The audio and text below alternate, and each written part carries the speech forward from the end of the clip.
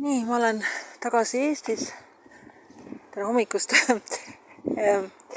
Jah, et saabusin pärast keskööd Riiast, siis jäin sinna transiitsooni tukkuma magama.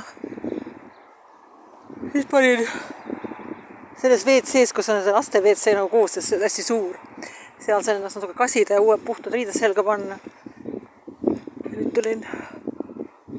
nüüd tulin luksbussiga 6.05, sellega esimesega tulin Tallinna lennujaamast Tartusse. Ja nüüd teise bussiga tulin siin nüüd kaubamajast olin Ihastesse. Peaaegu Ihastesse. Ma ei tea, minu meelest see on Ihast juba vist. Ja siis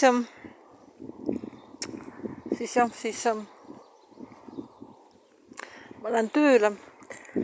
Nüüd jah, natuke karm, sellepärast sellist tööd, aga bussis ma magasin ka mingi paar tundi.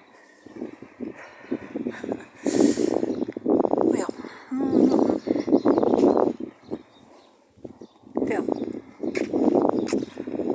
Aga elu ongi karm, elu ei peagi lihtne olema, elu on karm. Palav on siin Eestis kuidagi. Ilm vist läheb soojaks, mingid huvitavad taimekesed juba ja